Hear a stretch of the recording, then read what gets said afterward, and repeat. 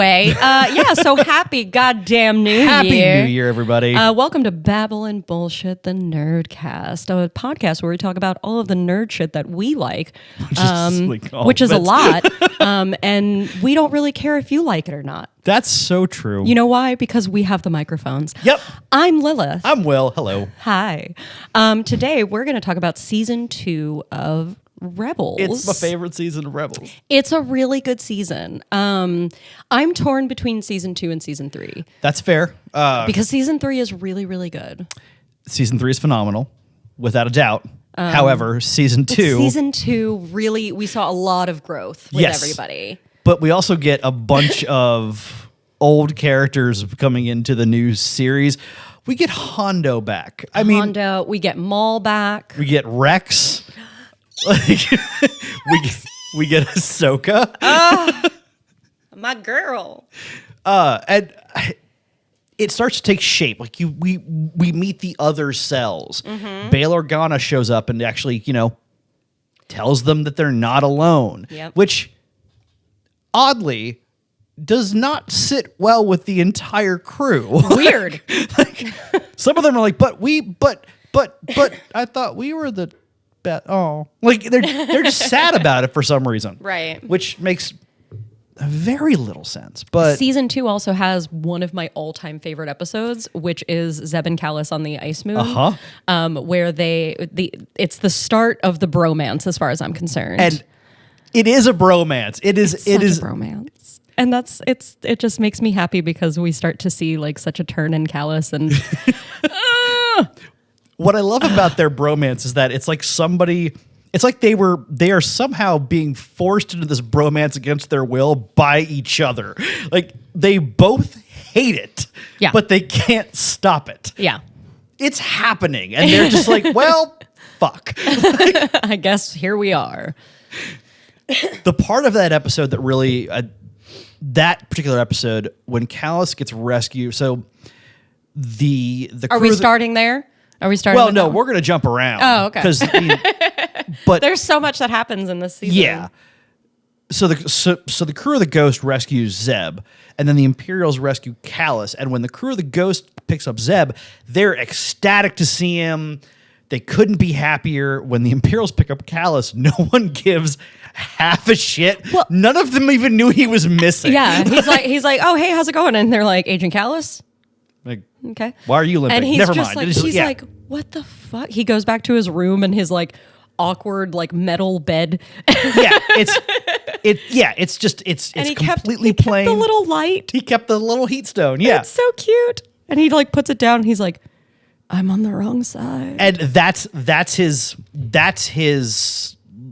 loss of faith moment. Like I watched that the first time I watched that episode. I turned to my partner and I was like, Is he gonna become a rebel? And he's like, do you think so? And I'm like, I think he's gonna become a rebel. He's gonna do it. He's gonna become a rebel. And he's just like, okay, I mean, maybe. We'll see. I don't know. I'm not convinced. I'm like, I think he's gonna do it. He's gonna do it. That episode was his turning point episode. Yeah. And this is, I think the writers in season 2 really found the characters and like were able to dive deeper into the characters. Right. And that happens with TV shows. You take the first few episodes, you take the first several episodes to kind of understand, what you're writing for. I get it. No worries. They nailed Chopper from episode 1 without a doubt. And this season, Chopper. Well, I think that was mostly because Dave Filoni was like, I'll do it. Yeah. He's like, yeah. I got it. I know what to do with this one. Chopper's going to swear all the time, and I'm going to do it. I'm going to say fuck all the time. And they're like, you're going to do what? And he's like, nothing. Pay no attention to the man behind the curtain. No. Chopper's gonna duck all the time. Talk. But I'm gonna do this voice, and then we're gonna garble it. Yeah. So you won't know what I'm saying, which technically means I can say anything. Yeah. So. Pay no attention to the man behind the curtain. And this season, poor Chopper's got the one like mismatched leg. He finds a new leg. He finds a leg. And then he steals it because it's Chopper. So. Yeah, because he doesn't have money because he's a droid. Well, also, even if he had money, it's Chopper. He would steal the leg. He would just take it. That's true. And then he makes a friend in that episode. Yes, he does. the most insufferable Imperial droid ever, and they're like a wonderful little like R2C, R2-3PO version. Like, R2-3PO. like it's the odd couple. yeah. And I've always loved the idea that 3PO and R2 are basically, Rosencrantz and Guildenstern, and we're watching the story unfold from their perspective because they have no idea what's going on, and neither do we. Yeah. With Chopper, we're basically watching this, his story be told, but it's him embellishing it to a ridiculous degree. Right. He's like, look at everything I did because I'm amazing. And then he meets the Imperial, manifest droid. Yeah. Who's there to stand over his shoulder and go, you didn't do that, fucking stop. Right. I love that episode because at the end, Chopper sacrifices his leg to be able to save him. And he goes, he oddly sounds like Alan Rickman. He really does. Thank you. Which I thought love, I was going insane. Which I love. You saved me, Mr. Potter. You gave up your leg for me to save me. That might be the dumbest thing you ever could do. And Chopper's like, you are one ungrateful motherfucker. And that's exactly what he says. Look it up on Chop Talk. And he's just like, you need to watch your mouth. And he's just like, what? He's like, I didn't say anything. This is why I love them as a pair. They are just opposites and ridiculous, and giving Chopper a friend like that lets Chopper be more absurd, which I am going to co-sign on Chopper being absurd every time it comes up. I love it. Yeah.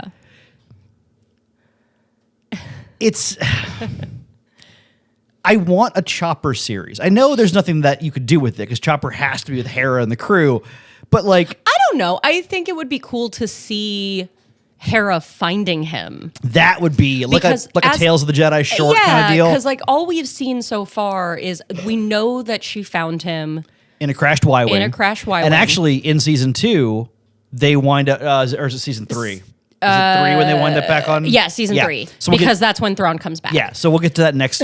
But Chopper does have a PTSD moment. Yeah. He sees the crashed Y-wing where Hera found him. Yeah. And Hera, tells the crew just to give him a minute. And in season 2 of Bad Batch, which we will talk about Bad Batch eventually. Yes, we will. There is an episode where we see a wee little Bab Hera with, a brand new chopper. A very shiny chopper. Very shiny chopper.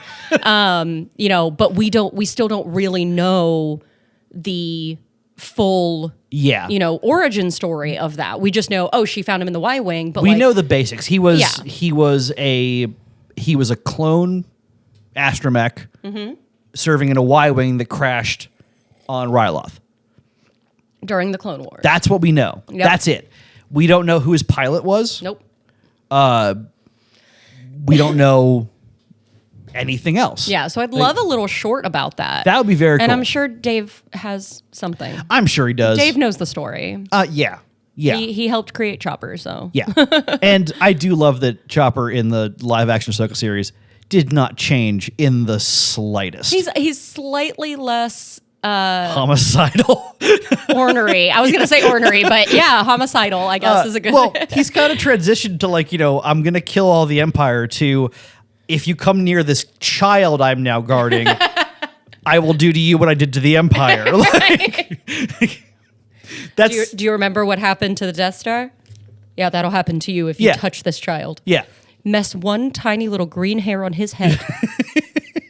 I will fucking wreck you. Now, we do have to get to end of season 1, beginning of season 2. We find out Fulcrum is Ahsoka because she shows up in person. Can I tell you that I wept? Oh, I'm sure you did. I will eat my shoe if you manage to see Ahsoka on screen and not have to struggle to hold back tears. So when we got to that episode, I was like, I looked at my partner and I went, I bet Fulcrum is Ahsoka. And he goes, really? And I said, yeah. And he goes, well, how do you figure? And I'm like, I don't know. I just have a feeling. And he goes, okay. Like, you don't really, because at the time, I was still very new to Ahsoka. Yeah. I hadn't been fully, enthralled into these series just yet. We also hadn't gotten Tales of the Jedi at that point. Right, So yeah, we didn't so know that she ended up no joining idea. the rebellion. So Yeah. And for all we knew, she just fucked off. Yeah, she had fucked off after Yeah. Order 66. And so I was like, I don't know. I just have this feeling. I'm like, I bet it is. And then she shows up and I was like, ah!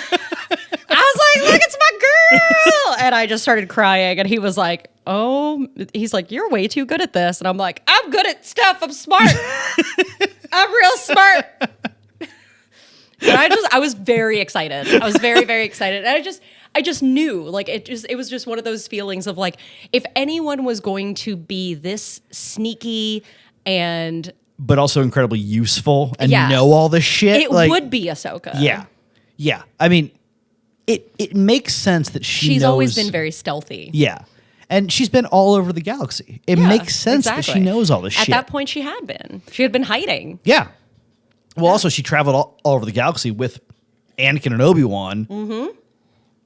Literally all over the galaxy. Yeah.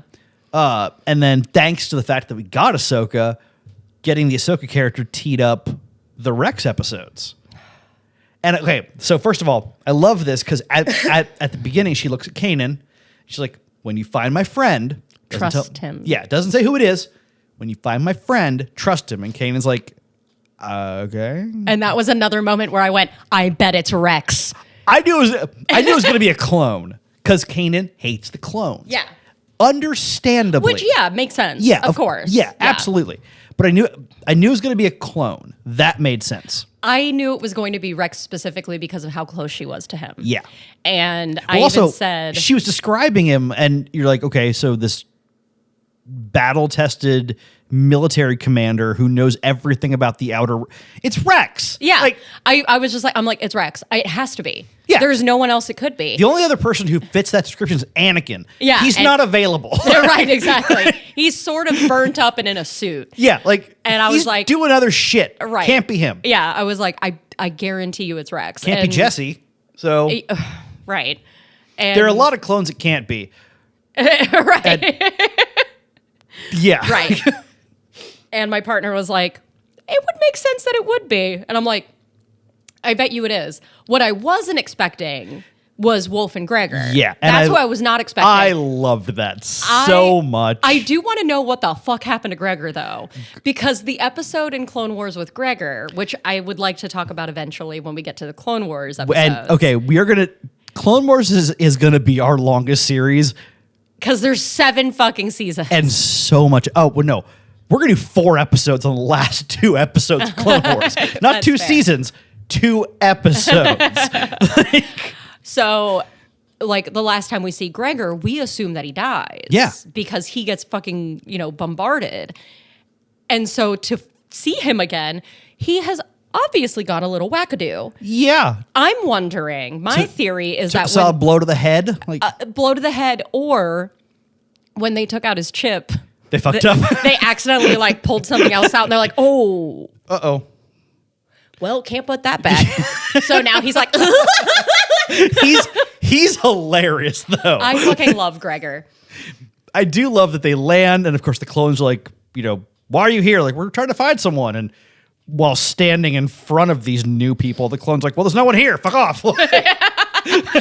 Who the fuck could you be looking for? And then Ezra's like, I don't know what this means, but like 7567? Is that a thing? Yeah. And Rex is like, what the fuck? Like, That's my trooper number. that's my birth number. Like, what the balls? Yeah. And then Kanan fucking snaps. Managed to calm him down. And then Rex apologizes for the weapon malfunction. Which is just great. Oh my god. Kanan really annoyed me through those episodes. Okay. I get why he hates the clone so much. I understand it, but if Ahsoka tells you to trust him, If Ahsoka tells you to walk through a wall of fire, you walk through a wall of fire. It's I would. Ahsoka. Well, you would if Ahsoka like just for everyone listening. If if Ashley Eckstein or Rosario Dawson walked into this room right now and told Lil to just throw herself into traffic, Them. God damn it, I was doing so well. That was that was the first time in a while. I know. Sleep deprivation sucks. It's okay. If either of those performers walked into this room and told them to fling themselves into traffic, they would, without question, without a single thought, it would just be, okay, gone. Okay, bye. Yeah. I'd be like, well, I've been hoping for the sweet release of death anyway. Yeah. I'm an elder millennial. Of course I want the sweet release of death. Someone called me a geriatric millennial the other day, and I got real mad, but they weren't wrong. But they're not wrong. That's the problem, is that we are geriatric millennials now, and it's really sad. Hey, I resemble that remark. Fuck. Like, I'm gonna go take a nap. Fuck you. I'm gonna take a nap and but those take two, something from my joints. Yeah, yeah. I need a Metamucil and a nap. Those Some icy hot. I put icy hot on every time I sit up and oh god, it's terrible. Age blows. Those episodes with Gregor and Wolf and Rex, they really were like, no, we're not fit to be troopers anymore. We're done. We fought our war. Yeah, we're good. And then the Imperials show up, and they just get really offended by it. They're like, look at that. Like, we're in our tank that's squat and has 6 legs and can't get knocked over. And I let your big ass AT-AT. No. Fuck you. Now we're in this fight. Yeah. You fuck right off. Yeah. But I love that Rex basically looks at Kanan and keeps calling him Commander, first of all. He can't help it. But eventually, they have that moment. They're walking through the sandstorm, and they manage to take out, the last of the AT-ATs. Mm-hmm. And Rex looks at Kanan and goes, "Something I learned in the Clone Wars: I always trust my Jedi." Mm-hmm. And there's that moment where Kanan's like, "I don't want to like you, but damn it, now I do. Fuck!" Like, it still took him a little while. It did, and it took Gregor trying to get Zeb eaten by the giant worm thing. Oh God, it was so funny though. And Zeb wasn't even mad about it. He loved it. Like the fact that Zeb came out of the stomach and was like, "That was fucking fun. Can we do it again? Can we do it again?" And phenomenal. And poor Gregor, they had to let go of the worm so they could move faster. He's like, so sad. Man! He was so sad about it. But we just caught it. No, dinner. Well, I was hungry. He was so sad about it. Someone else gonna feed me now? But that episode ended. Well, you have to. Okay. So it ends beautifully because so nice. they take Rex back to the ship, and he's wearing parts of his clone armor. Wearing parts of the clone armor, and Ahsoka sees him and just gets this big smile.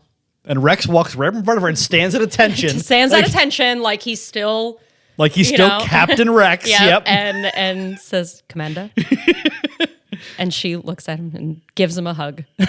It was the best line is when he says, "You got old," and she goes, "Had to happen sometime." And then the big hug, and it's the fact that she throws herself on him. Because let's be honest, Ahsoka was basically raised by the clone army partly. Yeah, pretty much. I mean, she was 14 when she became a Padawan. Yeah. So someone like Rex kind of is in that middle ground between a father figure and a brother figure. Yeah. And Rex treated her like a daughter. Yeah. Which is hilarious because she's technically older than him. Yeah. Yeah. Looking at the clone aging process. This is true. Technically, she was 14. He was like 3. Yeah.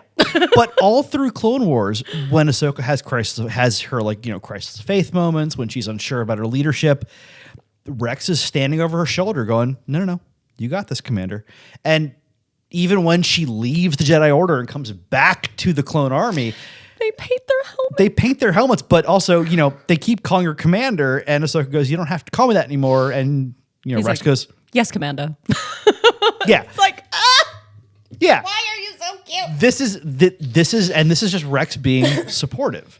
So the fact that she's that attached to him, that makes 1,000% sense. Yeah. And I do love that Rex also feels that connection with her, but he doesn't quite know how to show it, so he just kind of stands there awkwardly. Yeah. He's not sure what to do. Yeah, it's really sweet. It's really their dynamic, their relationship always makes me very happy. Yeah, and it's honestly one of my favorite character relationships in all of Star Wars. Yeah, same. And my next favorite, of course, would be anyone and Hondo Ohnaka. I would say my absolute favorite is Obi-Wan and Hondo Ohnaka. Absolutely. Because he has such a crush on Obi-Wan. Well, also Obi-Wan, Which everyone should have a crush on Obi-Wan, That's true. honestly, because what a babe. it's weird because like Anakin thinks Hondo's hilarious. Yeah. Obi-Wan is like one step away from cutting him in half with his lightsaber. But he never does because he's such a good person. Yeah. And but Hondo is just infatuated with Obi-Wan. It's the funniest fucking thing. And I love when he shows up because, of course, like he meets Ezra. I knew a Jedi. We were best friends. Well, Ezra introduces himself first as Jabba the Hutt. Jabba the Hutt because Always. that's what he does. Which is just, I love that so much. I know. It's so funny. It's clearly he's not a Hutt. Clearly he's not. Clearly. Clearly. And once he pulls out his lightsaber, Hondo's like, oh, you are a Jedi. My best friend was a Jedi. And then he stops and he goes, at least I think we were friends. We were like, like, were we? I don't really know, but I'm going to roll with it. I love they brought Hondo back. It's the fact that he called Obi-Wan his best friend. Yeah. And I'm sure Obi-Wan would be like, my guy. I'm sure Obi-Wan, if he'd heard that, his reaction would have been, oh, for fuck's sake. Would have been like, Hondo. Yeah, Hondo. No. Hondo. We are not friends. This is what season 2 of Rebels did for me so much. Was it brought back characters I loved, didn't change them, shoved them right into the Rebels storyline in ways that make sense. Hondo's trying to smuggle things into Imperial occupied Lothal because of course he is. Like, where's the stupidest place you could try to smuggle things into? That's where you'll find Hondo. Right. Done. Yeah. We also got. So up to this point, we've seen Hera piloting the Ghost, and she's supposed to be a great pilot. We get the B-wing in this in this season, and the crazy ass shipbuilder, Yes. who clearly has been on this planet alone for far too long and is no longer in possession of all of his marbles. Like he's insane. That character reminds me a lot of the character on Mandalorian.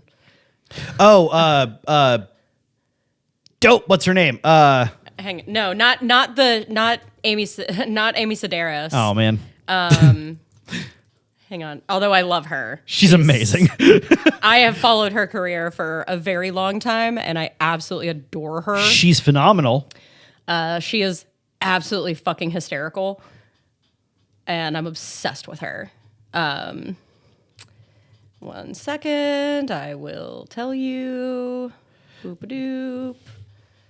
Come on. The mechanic in Rebels is named Quarry, by the way. Yes. He's just genuinely batshit insane. But he's the guy who invents the B-Wing, which is one of the weirdest fighters in Star Wars canon, and it is my favorite. It is so strange in all the right ways. It's in honestly the best ways. Yeah, it's ridiculous, but it makes sense. I love the cockpit stays stationary, but the ship rotates around it. Very cool. Such a cool ship. And of course, Hera's the pilot because Hera's a badass pilot. Quill. Yes. Yeah. Nick Nolte played him. Quill's insane. And but I absolutely fucking love him. I have spoken.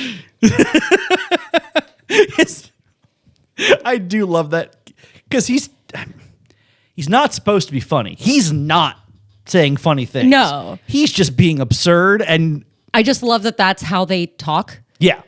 because that's what he does. And I he's have just spoken. like, I have spoken.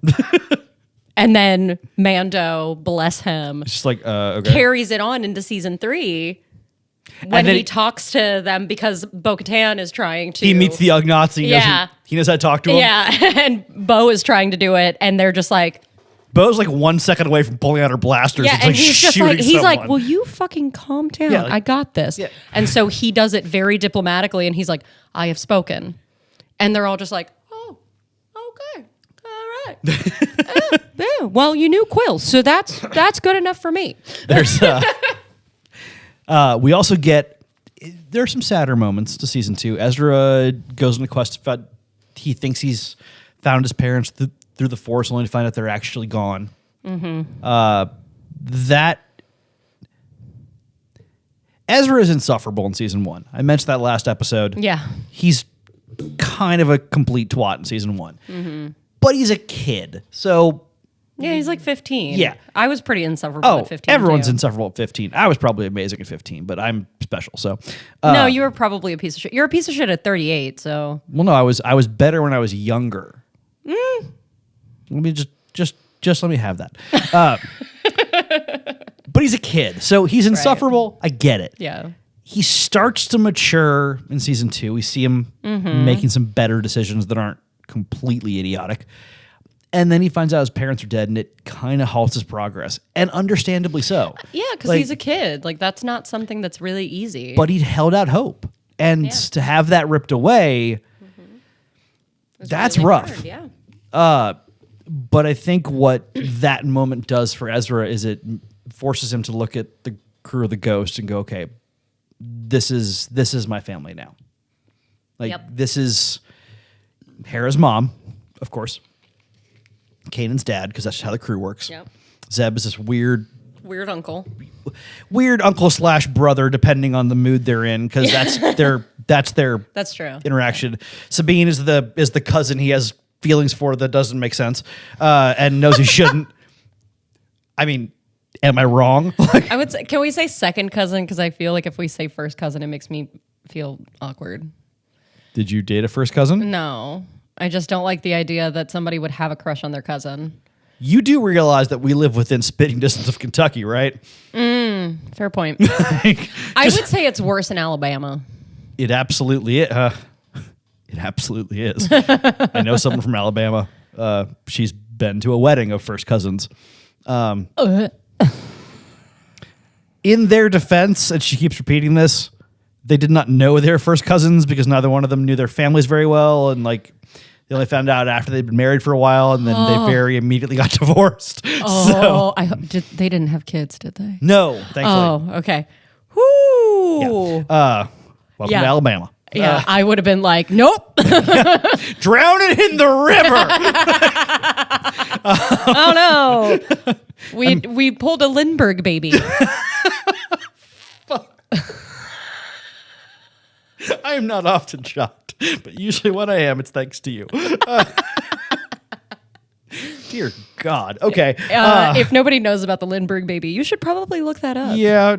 Quick trip to Google and Which, fun, totally off topic, but Mandela effect had me because I was very convinced they never found the Lindbergh baby. And then I looked it up, and apparently they had found the Lindbergh baby, and it was dead like 4 miles away from the house. And I was like, why did I think they never found the Lindbergh baby? oh, because it ballooned into this massive conspiracy theory. Like Yeah. But they found the Lindbergh baby, Yeah. and it was dead. And apparently, very recently, there is a theory that Charles Lindbergh himself orchestrated it or yeah, I mean because he was a Nazi sympathizer. he didn't- absolutely was. He didn't like that his baby wasn't perfect. That is both of those things are true.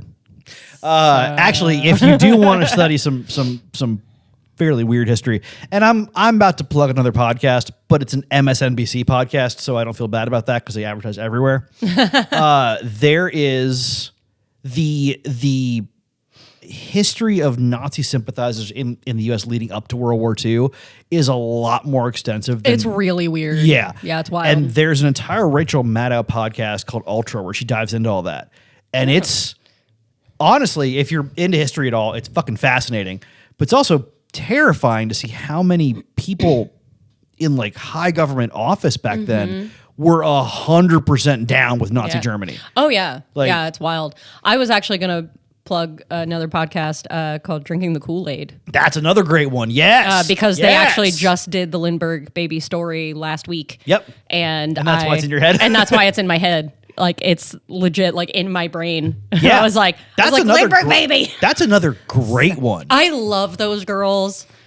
Cassidy and Amanda are two of my favorite people. They have no idea who the fuck I am, but it doesn't matter. No. I'm on their Patreon and I love them. Oh, they're amazing. There are So- there are only two podcasts that I pay money for. Theirs is one. Yeah. The other is a music and drummers podcast based in the Netherlands. Oh, nice. But I pay for a couple, but like theirs is one. Theirs and then Dungeons and Natties is another one that I pay for. That's a good one. I They don't pay will- for that they- one, but I very much enjoy that one. They can take all of my money. That's Anthony Birch can take all of my money. that's a fun one. Specifically Anthony Birch and Beth May. That's a fun one. I like that one a lot. You can edit this part out. It's fine. Yeah. You do realize I don't edit out anything from No, these you episodes, don't. right? I know you I don't. absolutely do not. This has nothing to do with Like, anything. I add the intro music, I add the outro music, and that's the end of it. I don't do any editing whatsoever because I want to leave all this shit in. This shit's hilarious. It's like, look at how ADD we are. And then complete 180 back to our Star Wars So topic. anyway, We also got the extensive Concord Dawn plot line where Hera almost dies. yes. And okay, I do love that when Hera's A-Wing makes it back, Kanan does not give half a shit about the mission. He's like basically about to take his lightsaber out and carve his way through people to make sure Hera's okay. And That's his girl. yeah. Okay. Anyone who thinks like, oh no, they're just really good friends. They were fucking the whole time. Okay. That's how it is. Just because we don't see the kiss until season 4 Yeah. doesn't mean they weren't fucking. Also, they share a fucking room. yeah. Also, let's just remember that Hera has a kid in Ahsoka, and it's clearly Kanan's. She wasn't fucking anybody Yeah, else. like this is not an immaculate conception. Like it's Kanan's kid. Yeah. They were banging. Yeah. He's very much in love with her. Yeah. But I love that this is the first episode where we really first series of episodes where we really center around Sabine, and she's very much like, you. What the fuck are you doing to my planet, you sons of bitches? Yeah. I also love that we get a whole episode where Sabine just runs around in the dark planting bombs on things because it's like her favorite thing to do. I want to see her and Wrecker Oh my god, interact. So I know we've said that before, but I want to see them interact so bad. it would 'cause be they- amazing. Oh my god, they would be best friends. They would be best friends. You like blowing things up? I love blowing things up. I like blowing things up too. You're gonna let me push the button? This is the best day ever. Wrecker's the best splody boy. I love them. But we get this very long explanation of what the Empire did to the Mandalorians, because this is before the Empire bombed Mandalore. Like that hasn't happened yet, but the Empire has subjugated Mandalore, which a lot of people have asked the question of if Mandalorians are such great warriors, how the fuck did that happen? Right. And they explain it, which is one great canon storytelling. So good. But we also get to watch Sabine blow a bunch of shit up, which is always fun. Oh my god, it's the best. I will say that I very much enjoyed. I really enjoy the. Brain fart. The protector's name.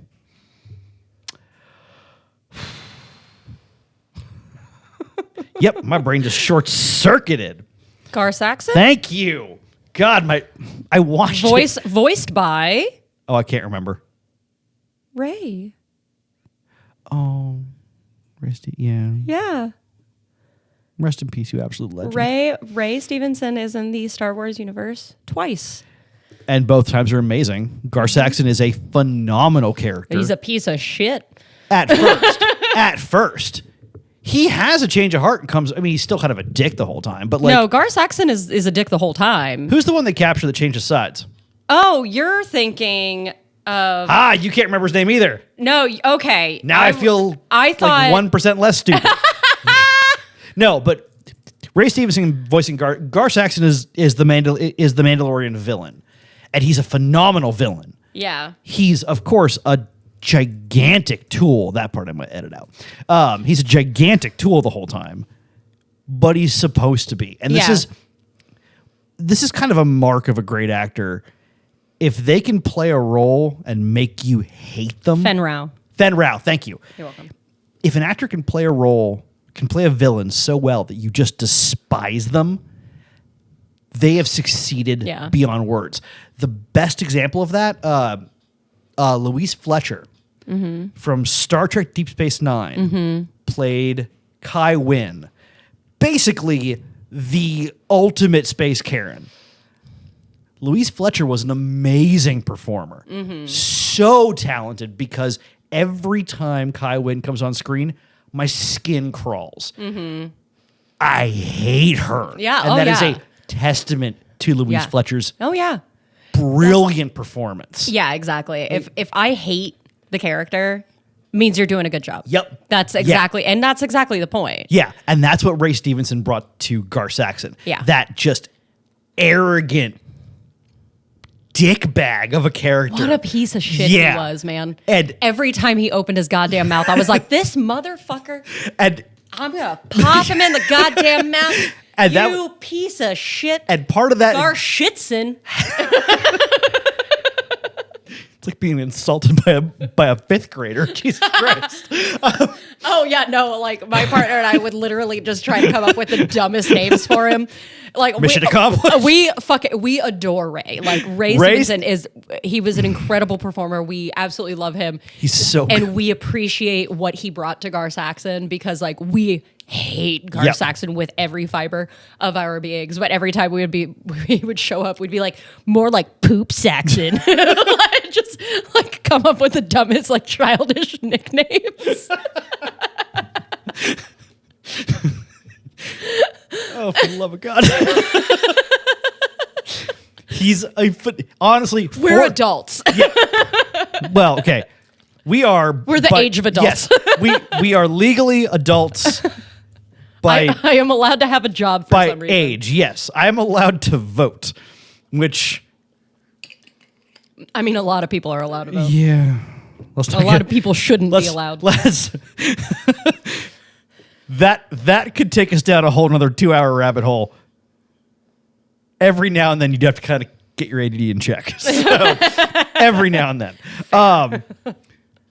That entire story arc, one, of course, gives us Gar Saxon and that amazing performance. Gives us Fen Rao, who, despite coming around and like being a good guy after a while, is kind of a big old bag of dicks. Oh my God, he's so annoying at first. He's every such a time. pretentious twat. He's just like... He's like, I'm better than you. Like, shut the fuck up. He's like, dude, you're not better than anyone. You got captured pretty fucking easily, actually. Like, just saying. I think what I really loved about his turnaround, though, was how quick it happened. Yeah. Because, like, he nearly left them on the planet. He literally was like, okay, bye. And then he saw what had actually happened to his clan. Yeah. And he went, oh, it wouldn't have mattered if I was here or not. Yeah. They fucked me. The Empire fucked me. This is one thing I liked about Fen Rao's character is that he didn't really debate things. He just got information and made a decision based on the information and just did it. And that could take him in a complete 180, but it was correct based on the information he had. Mm-hmm. He saw that his clan had been wiped out. His correct move was to join. Oh, that's a lot of coffee. Join with the rebels. I have had so much coffee today. It's ridiculous. Just so everyone knows, Will texted me at about 6 a.m., almost 6 a.m. It was, I think, about 5:30 in the morning. and was like, I just got home. Why don't you get here at around 1? Yeah, usually need we get to there at sleep. noon. So I work live. I do live concert production as my one of my day jobs. The band last night had 16 members on stage. Clearing them off the stage and getting the place shut down took fucking forever. Jesus Christ. They weren't even that good, I'll be honest. Yeah. Their fiddle player was pretty badass. The rest of them were...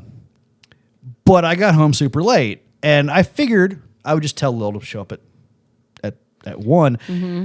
Today is the day before all the college kids move back in, or before classes start. So they're all moving back in. Yeah. The noise began around 7:45. Yeah. I think I slept for 15 minutes, and I've just been pounding coffee ever since. Yeah. Some days it'd be like that. And then I still didn't show up until like 1:30 because I got caught up playing You Diablo. dick. I got caught up playing Diablo. Yeah, that's actually a fair excuse. I can't argue with that. That's a great fucking game. It is. Diablo 4 is fucking incredible, and it's my second run through. I bought Baldur's Gate yesterday. I need to play Baldur's Gate. I'll get there. Anyway, back to Star Wars. We also this is Nerds. we're such fucking nerds. We get a space whale episode in season 2. Squales. Purgle for the real name. Squales. This is one I love. A lot of shows don't deal with spaceships needing fuel. It's just the assumption is made that they have fuel. Yeah. The Ghost damn near runs out of fuel and kills everybody. Like, comes awful close. Yeah. And then they find an asteroid run by, I guess, like the galactic asshole of the year. And He kind of is. he really, like, he's What a such a fucking dickbag. yeah, like, and of course Purgle show up and just cause havoc, which is kind of their thing. Yeah. Like, and Ezra realizes he can talk to them, foreshadowing. And of course, Zeb's first thing is, why don't we just shoot them? They're in the way. And Hera agrees because they are, navigational menaces. That's what she says. She doesn't know for a fact. She only knows the stories. It would make sense though. Like, well, here's the thing. Like actual whales, they are gigantic. Yeah. And they don't know their size. also, they don't give a shit if you're in the way or not, because if they hit you, they're not going to care. You are in their space. Yeah. So, of course, they're just going to be like, I'm coming through. You Yeah. know why? Because I fucking live Yeah. here. Well, also, and this happens on Earth. Yeah. Boats get sunk by whales. Yeah. Because Not- we're in their space. Yeah, not because they're being aggressive, just because they decided to surface. You had the unfortunate privilege of being where you were. Yeah. Oops. Yeah, Like, they're not doing it to be a menace. They're not Yeah. doing it to be mean or cruel. They literally do not notice or give a shit about you. That's just their how eyes, it is. Their eyes are on the sides of their head. They Yeah. can't fucking see above them. Yeah. And even if they could, they wouldn't care. Because you are in their home. Yeah. You're in their home. And it's the same idea. So, like, yes, we may see it as a menace, but they're not actually a menace. We are the menace And because we're that's- in their fucking house. And that's how Ahsoka treats them in the Ahsoka series. Mm-hmm. And of course, everyone with her in the Ahsoka series is like, oh God, these fucking space whales. And Ahsoka's like, no, not space whales. Friends. Mm-hmm. Friends, not food. Like, someone in the Star Wars universe tried to eat a Purgle. Like, Fish are friends, Like- not food. and it was probably Chewbacca. Like, I mean, come on. Like, I mean, didn't he eat fucking, what were the little guys? the porgs. The porgs, yeah. I'm sure he did. Yes, he did actually. He did. He did eat a porg, right? And there's another living one, like, just like watching it, like, oh no. That's one good thing that came out of the new ones were the porgs, because they're fucking adorable. They're adorable, and they were a wonderful little comedy tool to like yeah. to kind Detour from the bad writing. Yeah. You can do whole episodes about that bullshit. But that whole Purgle episode was, I mean, that was just foreshadowing for for the finale. Ezra can talk to space whales. I wonder what they're going to do with that. Like, I don't know. We're probably never going to visit that again. This probably has no meaning at all. wink, wink, nudge, nudge. Yeah. It's Dave Filoni. There's going to be a meeting. Yeah. I mean, well, that man basically lives on foreshadowing. It's fucking absurd. I love it. I do. But also, fuck, Like, bro. well, in a moment of just galactically phenomenal storytelling, we also got you said they're galactically as a Star Wars. We got Cham Syndulla again. Yes. I don't remember him being that much of a tool. Like, I do. I mean, he was standing next to Mace Windu the whole time. So that probably made him seem less tooly. Yeah. For anyone confused by this, Lil hates Mace Windu. I fucking hate Mace Windu. I hate him. I love Sam Jackson. Oh yeah, Sam Jackson's great. I adore Sam Jackson, and he did a phenomenal job. I also very much love that the reason he has a purple lightsaber is because he looked at George Lucas and went, "It's gonna be purple, bitch. Deal with it." I mean, he didn't quite say that, but yeah, no. So it was. There is a clip of it online. You can find it. Is George Lucas explaining to Sam Jackson the different colors of lightsabers? He goes, you know, bad guys always have the red ones. Good guys always have blue or green. And Sam Jackson is like, "What about purple?" And he goes, "Yeah, you could probably have a purple one. We'll see." And he's like, "Okay, purple it is." Like, and that was it. Yeah. And so George created a purple lightsaber and gave a meaning behind it. And I love for that. Sam Jackson. I love that so much. And it works because of what Mace Windu does with his, ability with the Force. Which also explains kind of why Mace Windu is an insufferable cunt the entire time. Pretty much. But he is still an insufferable cunt the entire time. And that man has no right to be so cocky considering he didn't make his lightsaber till he was 15. He can shut the also just he all got the way up and take several seats. Barbecued by Palpatine. I mean, and then thrown out the goddamn window. Yeah. You've made that joke 1,000 times. I can't stop laughing at it. Because it's funny.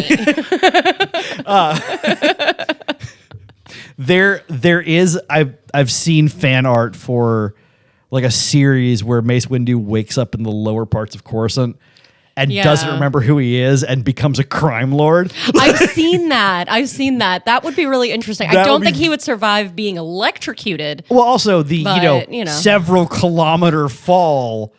I don't care, like, Jedi or not, you're a pancake. Like, I mean, yeah, more than likely. Although Boba Fett survived in the stomach of a Sarlacc, so he had his Beskar armor. There's your explanation for that. He did have Beskar. That's true. It's not a good explanation. It's just all I got. I'm gonna roll with it. but we get Cham Syndulla teaming up and his men teaming up with the rebels to steal the Imperial carrier. God, what a piece of shit. And Cham Syndulla is 100% laser focused on, no, my people have to see this explode in the sky. Otherwise, they will never believe that I'm awesome. And that's basically his mentality. My eyes just rolled so hard. I could hear them. I could see my brain. And that's basically his mentality is like, I need to demonstrate how big my dick is to the planet. He's very by blowing this up. He's very performative. Yeah. It's really fucking annoying. And the rebels are standing there like, hey man, we need the ship to store our fighters in. Yeah, which like is we physically need for. this ship. Like we actually need it for something because we need it for our fucking rebellion, you douche nozzle. like, this ship stores fighters. We need a ship to store fighters in. 1 + 1 = 2. Like, why? And he's like, cool, but 2 + 2 = 4. Well, no, he's like 2 + 2 = bananas. Like he's just he's insane. He is kind of insane. I do love that their plan to capture the Imperial carrier started with crash landing a TIE bomber on it, which is just. I mean, yeah. What else? What else would it be? Wonderfully, just it's perfect for them. Yeah. What else would it be? Yeah, nothing else. Yeah. I mean, nothing else would make sense. Yeah. By the end of that episode, Cham Syndulla, I guess, notices that he's being a colossal twat and just decides not to. And somehow it takes two of them to pull up on a spaceship, which, no. Just no. Like, that's not, no. Just roll with it. I know, but come on. It was supposed to be like this beautiful moment. Father-son bonding, or father-daughter bonding. Yeah. Like, okay, yeah, I know. I don't have a soul. I don't care about that. But that's actually one of my favorite episodes. It's a good episode. It's phenomenal. Mm-hmm. I do love the poor Imperial captain. He's Ezra's first mind trick. I know. And he's just like, no, I will not order them to abandon ship. And I was like, damn it, try harder. He's like, I will abandon ship. All right. Yeah, that's probably a good idea. I love that Ezra makes him say in the intercom, I'm really serious. This is actually the captain. Ezra's so good at stuff. The best part is the whole time he's doing it, Kanan is standing behind him, just going, I mean, I guess technically that worked. Like, Yeah. that wasn't, that was fine. We did cover Zeb and Callus on the Ice Moon, which is a phenomenal episode. I've got a list of like all the stuff that I wanted to cover. The Interdictor Cruiser is a good one because that's the introduction of the Interdictor Cruiser in Star Wars. All the fans knew what it was right away. The characters didn't, and Chopper blew that one up, right? Yes. Yeah, that makes sense. It's Chopper. Sorry, why did I even ask? Did something blow up? Which one was it, Sabine or Chopper? Yeah, well, now that Bad Batch is a thing, if something exploded and took out a lot of enemies, it was either Sabine, Chopper, or Wrecker. Yeah, and if it was Wrecker, it was very loud and over the top, and he cheered about it the whole time. But we get to the finale of season 2 and the Malachor Temple. Okay, these are phenomenally written episodes, just brilliantly written episodes. And Darth Maul comes back. Now, Maul is... Here's the thing. I adore Maul. That thud you heard was Lil's forehead hitting the microphone. You know what? You have a lot to say here. I'm gonna mute my channel. You go. I love Maul. I think Maul is an incredible character. I think he's an incredible villain. I think he's beautifully written. Sam Witwer does just a beautiful job. Beyond beautiful job. He's Yeah. brilliant. Sorry, muting again. My bad. Go ahead. Is absolutely perfect. And I think that, Dave really did a wonderful job finding a way to bring him back in Clone Wars and bringing him back in Rebels. I think what drove me really insane, and even though I still love him as a character, what really drove me insane with Maul throughout the entirety of Rebels was how he kept, calling Ezra his apprentice. And Ezra kept going, not your apprentice. He's like, but you are. And he's like, not your apprentice. He goes, my apprentice. And he's like, not your fucking apprentice. And he's like, my apprentice. And he's like, no means no. Never argue with the crazy Sith with half a body and 2 metal legs. Right. Like literally, no is a full sentence. Yeah, but it's Maul. Right. But I think one of my favorite moments, and I think this happens in season 3 or 4, I can't remember, but there is a moment where Maul is like, Ezra, you must let go of your past, but you must help me find Kenobi. Fucking what? My favorite. What are you actually talking about? What?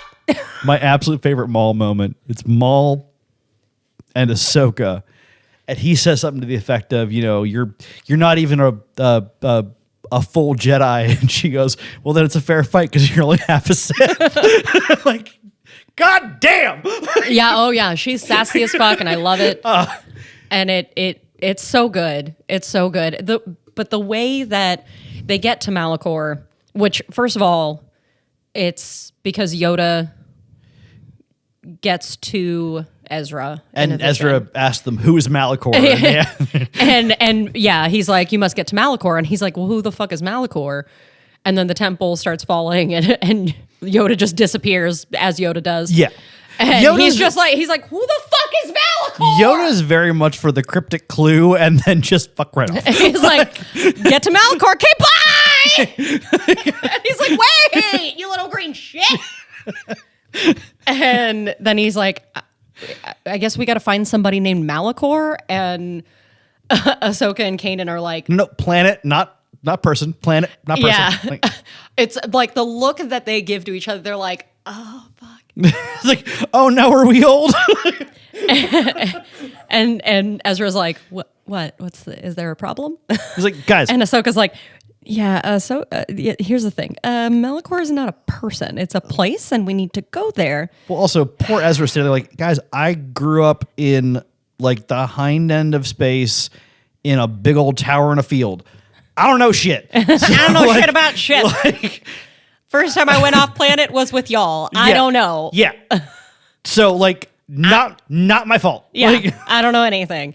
And so they go to Malachor and they're trying to find the Sith temple. which of course they basically fall into. Right. Because how else would they get inside? And in order to open certain doors, you need two people with the Force.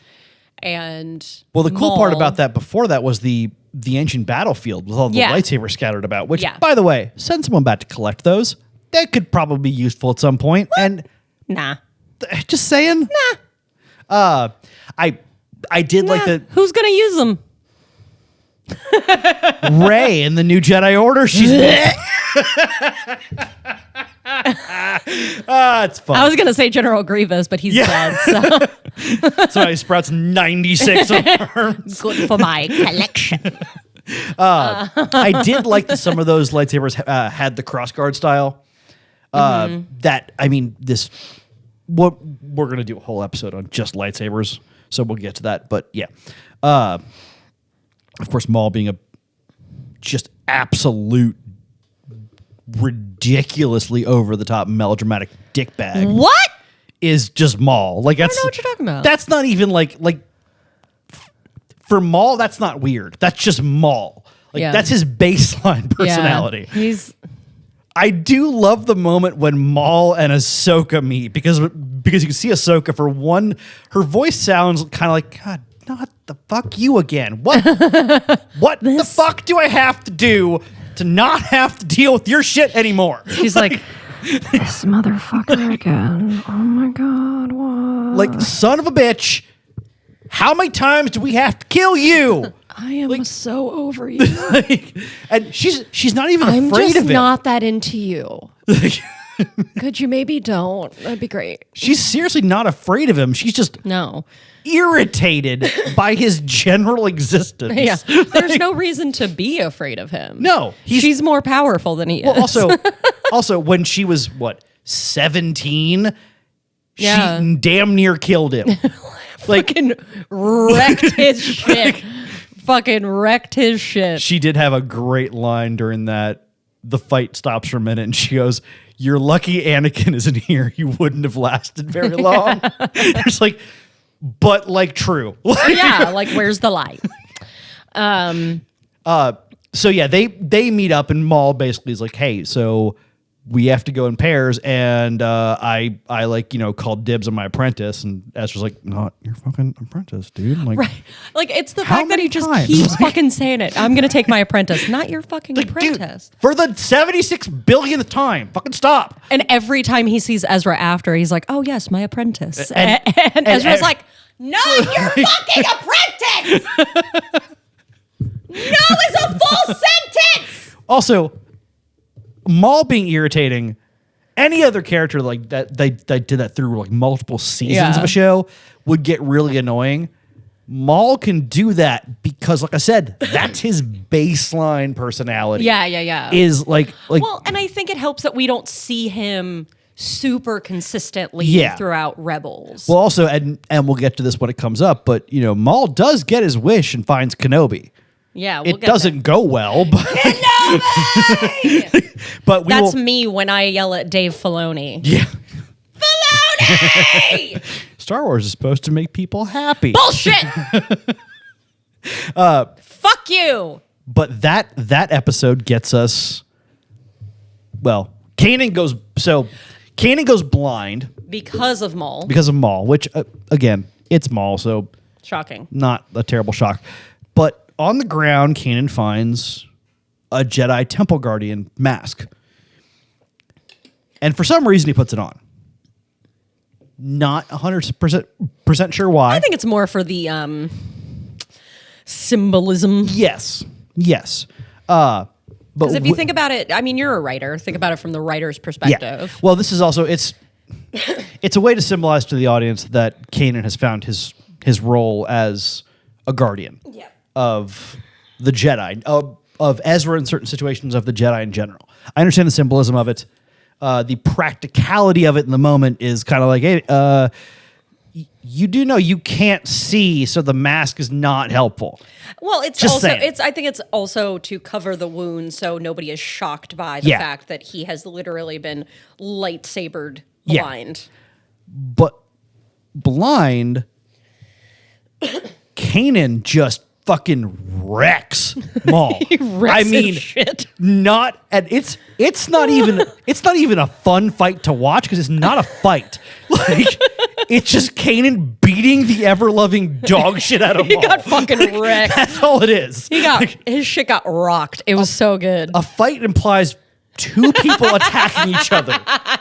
That did not happen. It was so good because Kanan suddenly became very aware of his surroundings. This is actually, which is what he was missing. And this is, I think Kanan's big thing was he wasn't connecting with the Force to notice his surroundings. Correct. And when he lost his eyesight, he was forced to connect. Yeah, and connecting with his surroundings via the Force was his only option. Mm-hmm. And once he did, it clicked in his head. Oh, some bitch! This is what's. Oh, okay, gotcha. Now I see it. Yep. Cool. And he just fucking picks Maul apart, which is fucking phenomenal. Meanwhile, Ezra, who has never had a thought ahead in his entire life, has a thought. Yeah, has run ahead and is like, guys, I don't know what the big button does, but I'm gonna push it. Is that cool? I'm gonna push the button. I'm gonna push it. No. Look at the big red button. I don't push the button. Don't push the button. So I should push the button. Like button. Who's got the button? So what they've not realized yet is that this Sith temple is basically a Sith battle station. Mm-hmm. And Maul wanted it to wreak havoc because, again, very in character for Maul. Because Maul. Yeah. Ezra turns it on. Like a dummy. Shocker. With the holocron. Yep. And then, who should show up but the queen of Sith drama himself? Queen of Sith drama. Darth Vader comes in riding on top of his TIE fighter. It's the most intense. They are indoors, so there's no wind, yet his cape is billowing behind him. Yeah. He's doing that with the Force. Yeah, of course he is. 100% a drama queen. Yeah. And I'm here for it. Yeah. I love it. The dude destroyed an entire lab when he found out his wife died. Yeah. He literally was like, where's Padme? Is she all right? And fucking Palpatine lied to him and was like, turns out, your anger. Palpatine lied? I know. What? No. It was like, turns out in your anger, you killed her. And he's like, no, she was alive. I felt her. And then just was like, ah! And just like Hulk smashed the lab. destroyed everything with the Force. He's just like, he just squeezed everything and everything broke. You want to tell me he isn't going to be dramatic when he comes in? He's going to make an entrance. Yeah. And he makes a entrance. great entrance. Yeah. But it's beautiful. Ezra, being a moron, tries to fight him for a second. Yeah. Which adorable. Yeah. It's one of those like, oh man, I liked that Ezra character. That's too bad. Aw, bummer. And Darth Vader basically says, "Good try, but like you should surrender." And Ezra Yeah. says, "I'm not afraid of you." And Vader says his best line ever, "Then you will die braver than most." Fuck. We do. If we can go back just a few episodes, Ahsoka has discovered. She thinks she's discovered. So, on a specific planet, the name escapes me now, but I do remember that the creatures all look like Gary Busey with Batman masks. Oh fuck, that's right. And now now it will never leave your brain. You're welcome. I can't unsee that. Okay. Yeah, you can't unsee it. It looks like all of these creatures look like Gary Busey with the Batman cowl. I don't know why. You know I can never watch that episode again, I know. right? Like I was watching it and I went, why do those guys look like Gary Busey with a Batman cowl? And my partner goes, God damn it. There's a random Why? tangent, but this is the early 2000s. That show Scrubs. Yeah. Sarah Chalke's character is having a conversation with somebody about their celebrity lookalikes. Yeah. And everyone's naming glamour celebrities and she goes, everyone says I look like Gary Busey. And then the camera pans over to Gary Busey in a lab coat. And he goes, they say the same thing about me. He just walks away. It's the briefest cameo in the world. It's great. The cameos on that show were always fucking peak because they had Billy D. Williams on there for a second. Lando! And they're like, Billy oh my God, D. Lando. Please. Billy D. He's like, fellas, please. It's Billy D. Whatever you say, Lando. And he's like, and they're like, oh yeah, of course, Mr. Williams. Lando. And it's just, it's great. That motherfucker is cooler than the cool side of the pillow. Billy D. Williams is just walking class. He's cooler than the cool side of the pillow. Yeah. Like, hands down. Yeah. I mean, Lando is basically space pimp. Like, and I mean that in the best possible way. Of course. He's the coolest dude in the Star Wars. Also, apparently, he's the only black guy in the Star Wars universe for those 3 movies. No. Okay, there's one other in Cloud City. He runs by the camera carrying what turned out to be a coffee maker. It was an ice cream maker. Yes. It was an ice cream maker. So there were 2. And his name was Wilro Hood. Thank you very much. God damn, nerd. Well done. Yeah.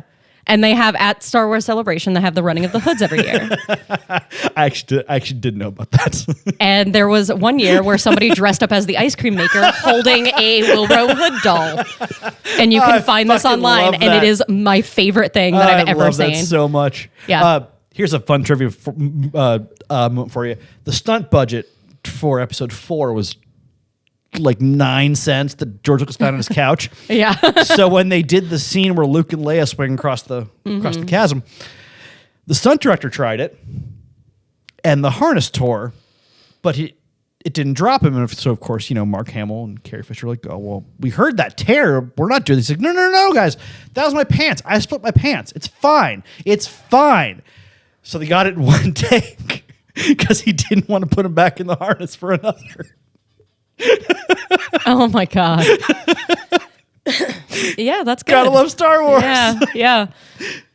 There is a Wilro Hood action figure that there you can absolutely get, is, and I love it, and I want one. So anyway, while we were talking, I actually did look to see if there was a Wilro Hood Funko doll, and there is not. Yeah, I wish there was. Because Yeah. I don't know why I'm pointing. We're not on camera. I have a bunch of Star Wars Funko dolls that I keep finding on Amazon. I love them. They're cute. They cost nothing. Yeah. Why not? They'd be cooler if they lit up.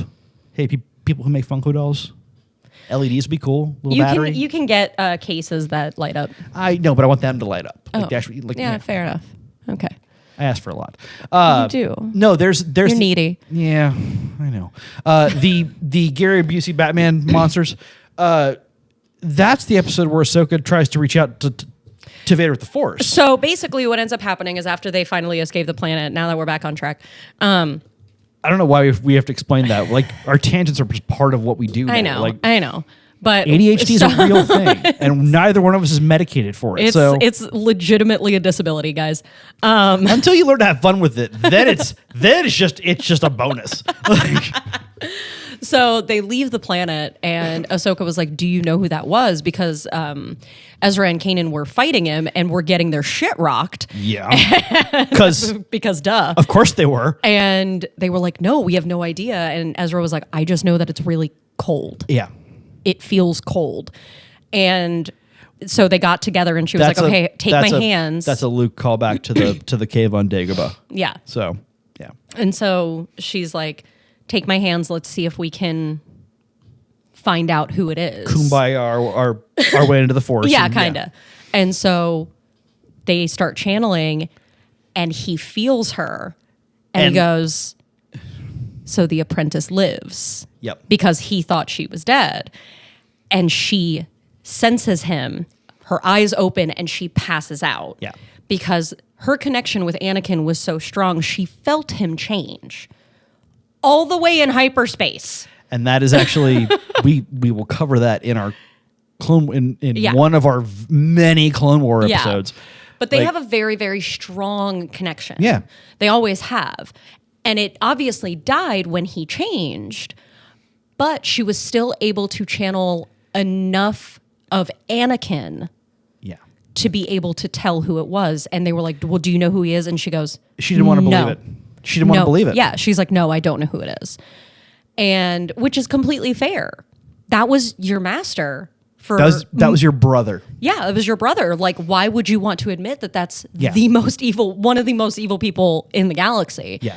So when they are on Malachor and he shows up, drama queen Kate billowing, beautiful. It's honestly, if anyone's gonna be extra, as much as I make fun of it, it is an incredible entrance. Oh God, it's so fucking incredible. Like the music plays, the TIE fighter comes into he's view. Just like, he's standing on top of it, saber out. I'm here, bitches. And you're just like, that is so over the top, but god damn, it's cool. Right. Well, it's just like when, he's in a hallway and it's just smoke and all of a sudden you just see the lightsaber. Which is a brilliant cinematic moment. Yeah. Because there's nothing more dangerous than a Skywalker in a hallway.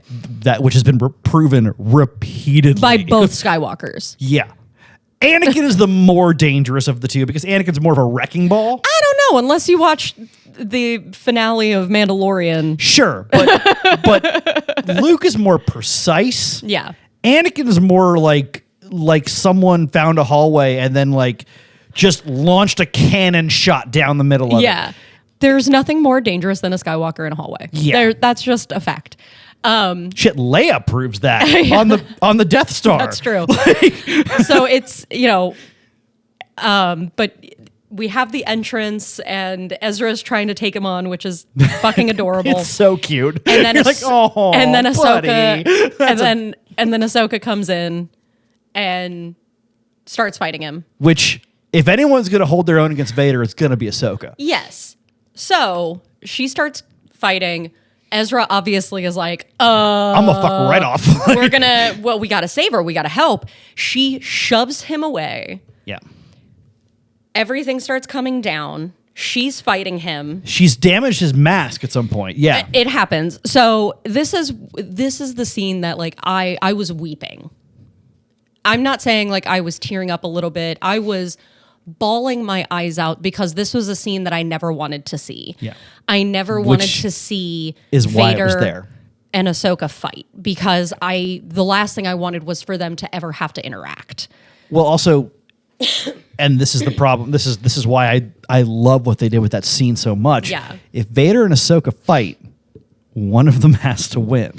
Right. So. And you don't want either one of them to die. And although the problem is if they fight in Rebels, you know who's going to win. Right. The thing with that fight is, Ahsoka was holding her own, but it was all defensive. Yeah. All of it. Because Vader is all offensive. All of it. So, and he's very aggressive. This is something that I've had to point out to a lot of people. Anakin's fighting style was aggressive, but it was also fluid, continuously moving. Vader is not that nimble. Vader not is anymore because he's mechanical. But Vader's also a lot stronger. So he's still incredibly aggressive. Yeah. But he's not fighting as fluidly. He's basically trying to bludgeon you to death with his lightsaber, and he can. Right. Like, Right. blocking his blows didn't work for Ezra because he's basically getting hit with a Mack truck every time Vader swings his saber. How do you block that? It's like getting hit with an aircraft carrier. Like, Right. Yeah, doesn't work. Right. Ahsoka knows this, so she's parrying and dodging and dancing around, which Vader can't do. Right. He can't move like that. Like, Yeah, exactly. So she is obviously being Ahsoka and being very snarky, which and yeah, is 'cause essentially she's taunting him. And her nickname was Snips for a reason. exactly. And she does say, I didn't want to believe it because there's no way my master could be as vile as you. Yeah. And he's just like, bitch, you thought. And she manages to break his helmet, which is always a beautiful and devastating. They should get him scene. sturdier helmets. Obi-Wan does it too. I know, yeah. Every Like, time he bruh. turns around, someone breaks his damn helmet. What are they? I mean, look at the fucking stormtrooper. there's armor. actually there's a moment in I think it's season 3. Rex is dressed as a stormtrooper. Yeah. And he can't hit shit with the helmet on. Yeah, he's like, ah! So he takes the helmet off, throws it at a stormtrooper, and knocks him out Yeah. with it. Because you can't. That's why they're always missing, because you can't see shit.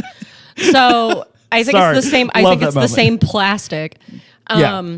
It's basically plaster of Paris. Like, I know, right? It's paper mache. So she breaks the helmet, and he's kind of trying to recover, and he looks up, and she sees part of his face, and yeah, he's completely burnt. He's an absolute mess. He definitely needs some lotion because he's looking ashy.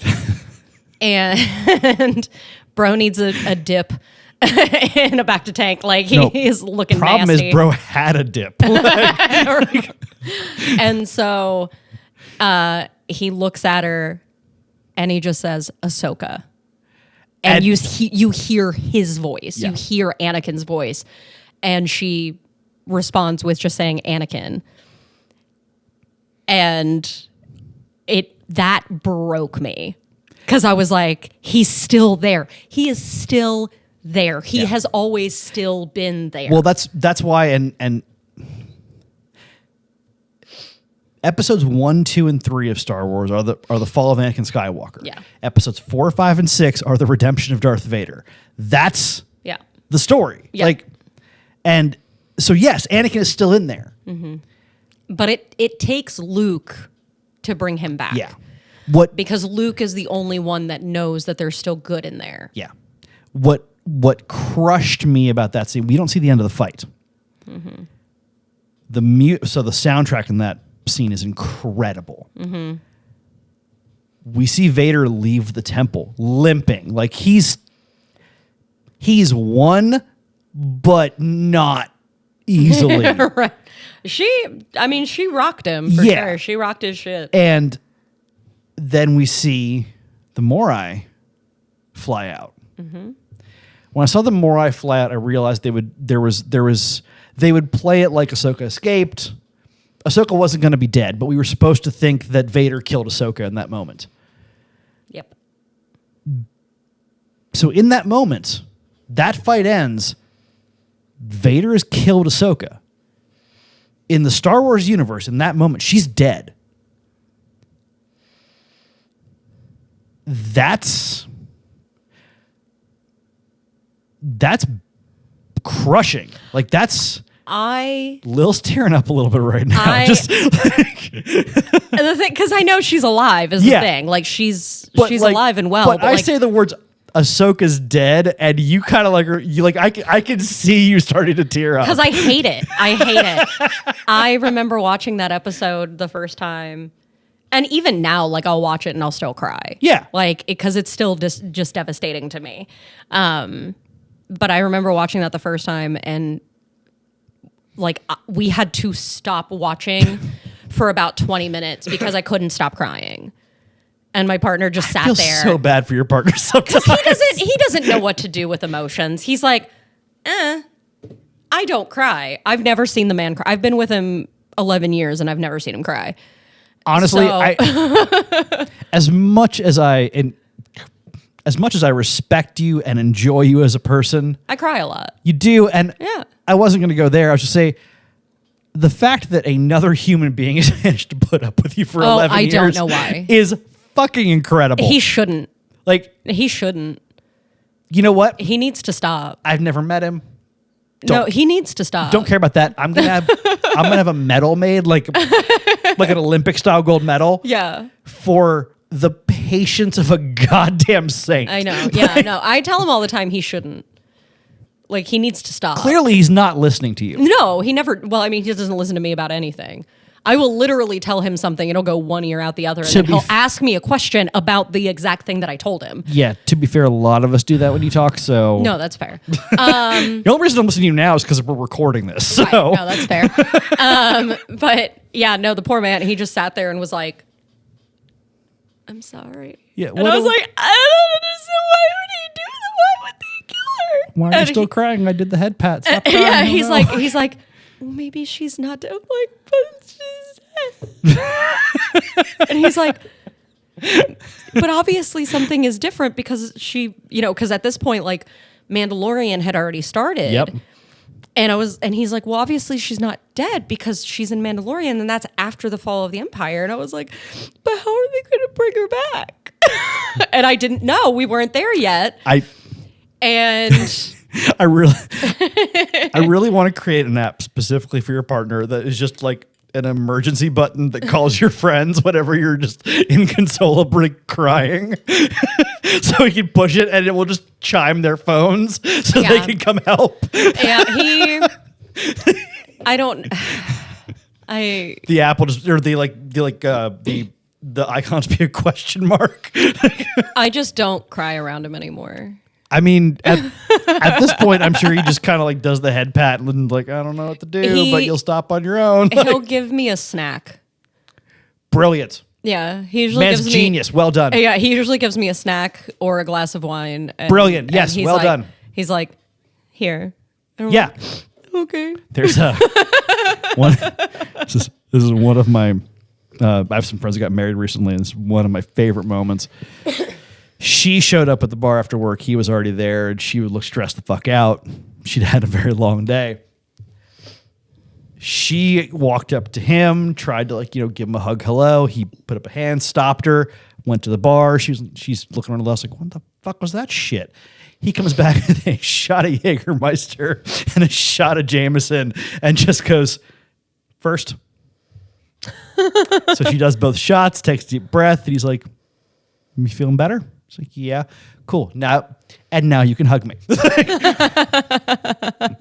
I'm just like, bravo, sir. Nice. Well, you know your wife. Well done. And to be honest, we were all glad he did too, because if he hadn't, we would have been in for 2 hours for bitching about her day. Yeah. We didn't marry her. No, this is. Remember how earlier I said that Dave Filoni said out loud that Star Wars is supposed to make people happy, and he clearly doesn't know what happy means? I mean, we mentioned this every single episode. It's valid every single episode. I know it is. This was the end of season 2. That's the end of season 2. This was the cliffhanger they left it on, was Ahsoka is dead. Yep. And Maul is, upside Kanan supposedly killed Maul. That's what we thought, which would have been nice.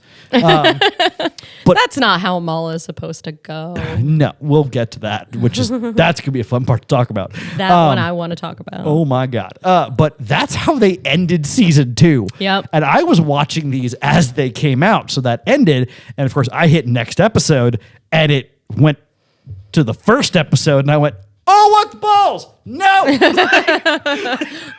No. I was very unhappy. Again, this is Dave Filoni's fault. It's always Dave Filoni's fault. Which, we love you, Dave Filoni. Dave, you're a like brilliant. Also, fuck you, but we love You're you. brilliant, yes, but for the love of God, man, I am 38 years old and I smoked for a lot of years. You cannot do this to my heart. It can't take it. Like, the literal organ in my chest can't do that. Please, for the love of God, stop it. It is straight up going to kill me. Yeah. Yeah, you're probably going to die. I mean, everyone dies of something eventually. It's true, just how it is. I think Star Wars is what's going to kill me. Oh, yeah. I'm not that careful crossing the street, so that's probably what's going to get me. But That's fair. but that's how season 2 ended. Yeah. The fuck? Like, I like a good cliffhanger. I really do. Mm-hmm. But what the fuck? I gotta say, and that, of course, is the most epic moment of season 2. My favorite part of season 2 is Rex. Yeah. I can't help it. I have a soft spot for Rex all through Clone Wars, and we'll get to that. But like, I fucking love Rex. Yeah. Rex is so cool. He's the whole best time. ever. And I love that it was confirmed that he was on the Battle of Endor. Yep. He was, if you watch episode 6. Old dude with a white beard. That's Rex. Yep.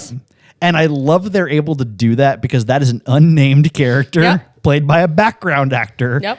So they were just like, fuck it, he's Rex now. Why not? Yep. Like, because they made old Rex look like that. yeah. And this is the thing I love about retconning stuff like this.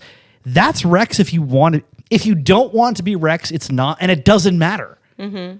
He didn't play a big part in the story in the movie. Yeah. It can be Rex or not be Rex. It doesn't matter either way. Yep. Like, I like to think it's Rex because it's fucking Rex. Yeah. I mean, George said it was, so I'm going to roll with that. Yeah. George actually gave an interview where he basically said, I stopped making Star Wars movies because every time I do, y'all fuckers yell at me. And so I let someone else do it because I target yelled at. Yeah. And then you still got mad. Yeah. And you know what, George? I get it, dude. I've played music for a living for a lot of years. People would tell me, hey, play it like this. So I play it like that. And they'd be like, no. That was bad. Play it like this. I'm like, but I just played it the way you told me. What the fuck? Like, it's confusing. You're not gonna please everybody. And thanks to social media, the ones you're not pleasing are going to be the loudest. So, Yeah. That's why I just don't say anything. oh, on the rare occasion that will be the opposite, and the people who are wrong are the ones who liked things, like people who liked 7, 8, and 9. Unless you liked 7, 8, and 9, in which case, yay, good for you. I'm trying real hard. Okay, we're going to end the episode here in a minute, but I have this rule with myself. If I watch a movie and don't enjoy it, I'll give it several months, a year, let my perspective change a little bit, go back, watch it again. That has changed my mind on a couple movies, actually. The first time I saw 7, I didn't really like it, but I was young, honestly, too young to get that movie. Yeah, that's a tough one to watch when you're young because you don't understand it. Yeah. It's a complex one. I watched it about a year ago. Phenomenal. It's a great Loved movie. it. Yeah. Yeah. I decided to apply that same logic to 7, 8, and 9. I figured it was fair. No, that's fair. Yeah. Been a while. Give it a shot. Here's my actual honest review of 7, 8, and 9. I had no problem with the actors whatsoever. I think they did a wonderful job with the roles they were given. Sure. Honestly, I very much enjoy Daisy Ridley as an actress. She's she's incredibly talented. I think the movie went through so many writing changes that by the end it had lost any sense of depth that it may have had in any earlier iteration. I think Rey could have been a really interesting character if they had given her more. If she I think my biggest issue that I had was that it wasn't given to Star Wars fans. Yeah. Well, also the biggest problem, and this is something that a rewatch won't fix. Since Return of the Jedi came out in the 80s, there are canon novels that tell us what happened after Return of the Jedi. There are a lot of them. Now, I'm not saying that those novels had to be made verbatim into movies. No. But we know what happened. And Luke sequestering himself on a Scottish island wasn't one of them. No. That's not Luke. Luke literally left Dagobah to go save his friends. Yeah. Because he had a vision. And that's my biggest problem, is that all the stories that they could have borrowed from were there. I'm sorry, this is a tangent. I'm watching the Bengals game behind you, and the stadium's basically emptied out. Sorry, Oh, yikes. all of the stories they could have borrowed bits and pieces from were there. Yeah. And they absolutely could have made a story that respected the fans, that respected the canon content that has been created over the last 30 years. Yep. And could have made amazing, amazing stories. Now, I will say there were parts that I very much enjoyed. I loved the idea or the character of Poe Dameron. I loved I enjoy that hotshot fighter jock character because they're predictable, but in a good way. Like it's Didn't really like his misogyny, but yeah. okay. I'm with you on that one. I very much expected them to. I was hoping that somebody writing this movie would have the bravery to look at Disney and go, "Hey, a gay couple might be cool because like Poe and Finn are basically there." They should have been. And then they didn't make it happen. And that was very disappointing. I'm like, but make them gay. Because honestly, it wouldn't have changed the story at all. Now kiss. Yeah, and then make them kiss. No kiss. No, I mean the only thing Disney wouldn't do is make one of them Jewish. But sorry. Oh! The joke there is that Walt Disney was a known anti-Semite. Also that I'm Jewish. So. Also that Will is Jewish. Are the Jews gone yet? No, Mr. Disney. Put me back in. Sorry, Family Guy quotes. But no, those movies had a lot of potential. They were cast perfectly. The cast was good. I don't have any. John qualms. Boyega is brilliant. Attack the Block is a great film. Mm-hmm. Oh, so good. But no, like the cast is great. I have no qualms with the cast. I they have no just qualms weren't with the actors. given good characters to work with. Right, and when Mark Hamill is basically going, "That's not Luke. Yeah, that is not my Luke Skywalker." He's right. You need to maybe sit down and reevaluate how you're writing the character. Yeah. Because he's right. That's not Luke Skywalker. In no way, in no fucking universe, apparently, except for this one, would Luke Skywalker run away or try to kill his fucking grandson. Or not his grandson, his nephew. Yeah. Like, what did he do with Jason? He tried to bring him back. Also, hey, fun fact. Han and Leia had 2 kids. Neither one was named Ben. 3 kids. They had 3 technically, but yeah, they had the twins first. Yeah. None of those children were named Ben. No. Luke had a son named Ben. That's true. Also, we're going to dive into some actual canon here because I very much consider 7, 8, and 9 to be like alternate universe, beta canon, fever dream kind of thing. Yeah. Like I can't deny that they exist because they do, but I consider them like a fan film that you don't like. Mm-hmm. Yeah. Fan fiction. Yeah. Except not fans wrote them. Yeah. Which is weird. So trivia moments. Who was Luke Skywalker's wife? Mara Jade. Uh-huh. When Luke and Mara Jade met, what did she want to do to Luke? She wanted to kill him real bad. A lot of different ways. She worked for a man named Terran Card. And prior to that was the Emperor's hand. Yep. And the reason she wanted to kill Luke was because Luke killed the Emperor. She thought, well, no. Okay, Vader Luke killed the Emperor. Yeah. did not kill the Emperor. Yeah. Vader yeeted him down the tube and yeah. Correct. Which is a scene that lives rent-free in my head. Because it is the best acting in a Star Wars movie fucking ever. You're not wrong. Like, I'm sorry. He acted in a helmet. You didn't even see his face. And for some reason, you see him suddenly change. Like, it's fucking beautiful. Fun fact, in the originals, when Kenny Baker was in the R2 suit, they would tell him that R2 was happy. So he would smile in the suit and like do happy things. Do the little happy dance. Sorry, I love Kenny Baker so much. Well, fucking... Warwick Davis? Warwick Davis. Yep. Would get milk and cookies from Carrie Fisher because he was in that suit and he was so warm, and so she would give him milk and cookies to make him feel better. Rest in peace, Space Mom. We love Space Mom. So Mara Jade has some Force abilities, but doesn't use them. And she was, like I said, the Emperor's hand.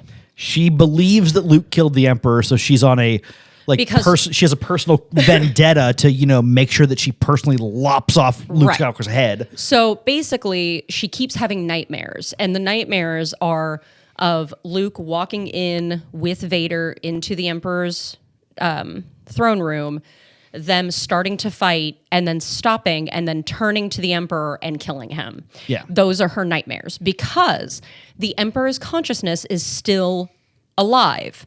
Somehow Palpatine returned. And somehow Palpatine returned. And but his consciousness very much loved that line was just phoned in and somehow Palpatine returned. Y'all are paying me for this shit, right? Okay, cool. I'm getting millions of dollars. Somehow right, Palpatine. That's the best I can do, guys. Somehow Palpatine returned. Yeah. So because of that, she is getting these visions from him. Yeah. Obviously, that is incorrect. But here's the thing. No one actually knows what happened on the Death Star because Except Luke Luke never told anyone. Yep. All they know is that he walked onto the Death Star and he was the only one to walk off. Yep. That is it. So as far as anyone knows, he killed both of them. It's a valid assumption.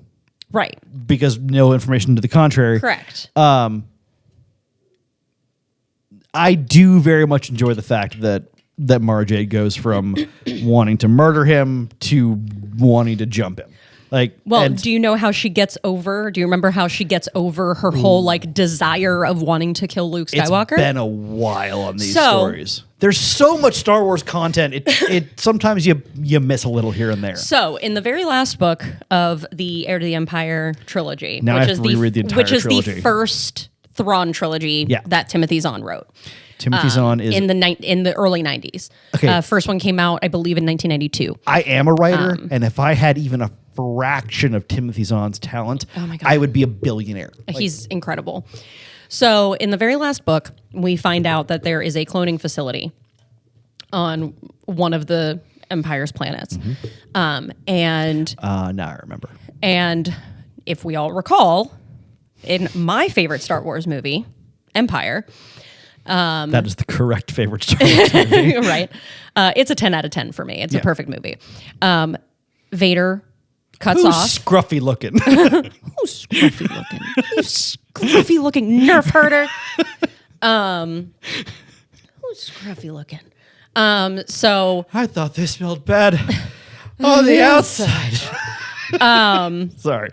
Beautiful. Such a good movie. Anyway, so Vader cuts off Luke's hand and it falls into the chasm. And what we don't know is that it was taken and it was used for cloning. So they clone Luke. Yeah. The clone's name is Luke. Which Luuke. I fucking love that so much. So that's how they determine what is a clone is by adding extra letters. Yeah, so the Jedi, the old Jedi master that they find, they just added an extra letter to his name. His name was weird to begin with. So the extra letter doesn't oh no, now it's strange. It's right. Where's the extra letter? Right. All of them seem out of place. Which one is the wrong one? They add an A. Yeah. So they clone Luke, and Luke has to essentially fight himself. And as he's doing so, Mara Jade is like, there's two of them. One was bad enough, but now there's two. So she starts helping. This is getting out of hand. No, there's two of them. So she ends up killing the clone. Or so we think. No, sorry. It's the clone. She kills the clone. She kills the clone. And suddenly she feels satisfied. Because in her mind, she has already started to get along with Luke. At that point. By the third book, she's finally kind of getting over it. Unfortunately for Mara Jade, Luke's actually charming. And so she's like, and super handsome.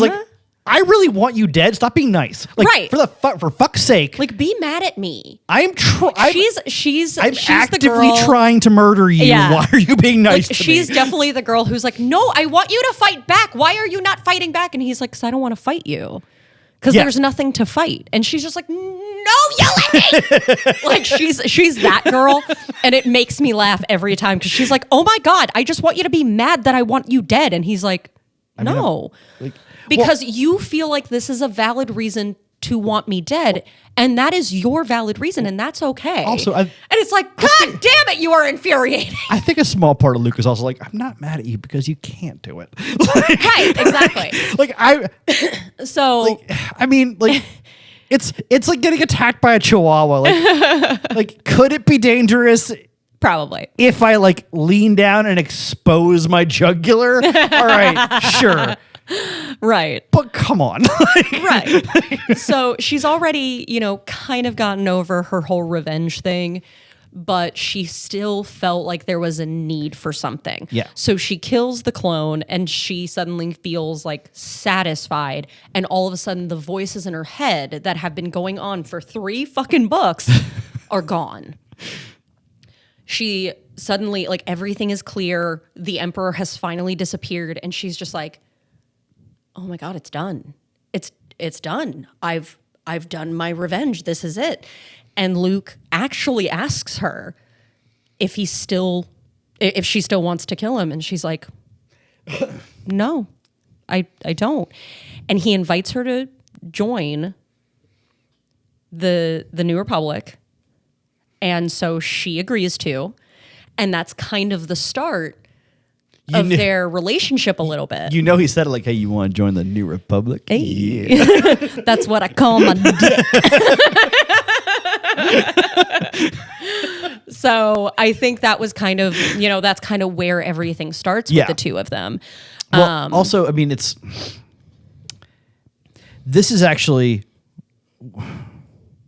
This is the ADHD moment kicking in because we're going to do a whole episode on this. So I'm going to tease this and then we're going to end this one because I do want to talk about all of the books at some point. Oh no, we're going to do whole episodes on the series, on the various book series. Yeah, because we have to because they're incredible storytelling and they're important. Yeah, but I think one of the big downfalls of the Jedi Order, and we see this in episodes 1, 2, and 3, is the hubris? Well, I was going to say stunningly monumental levels of arrogance of the Jedi, believing that they were right about everything. Yeah, the hubris.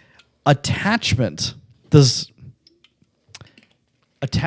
not lead to the dark side, and I think Luke changes that rule when he makes his Jedi Order. Yes, he does. It's not about fearing loss. You have to learn to accept loss. Loss is inevitable. Yes. Attachment's not that thing. Just as a fun, real world example. My dad's been battling cancer for a couple years. It's eventually going to get him. I'm an adult. I know that. Not happy about it. Nobody wants to lose their parent. But I'm not a doctor or Jesus, so I can't do anything about it. What? You're not? So, fun fact, Jesus wasn't white, but we're going to go into that. He was Jewish, though. Yes, he was. Something and I'm sure his mom told everyone that his brother was a doctor. So, yeah. Oldest joke in the book, couldn't help it. But Luke basically looked at all his new Jedi and said, no, attachment's fine. He encouraged it. But you have to accept that loss can be part of that. And learning to accept that can make you a better person and a better Jedi. He encouraged attachments because he thought, and he proved, that attachments can help you with your focus. Yep.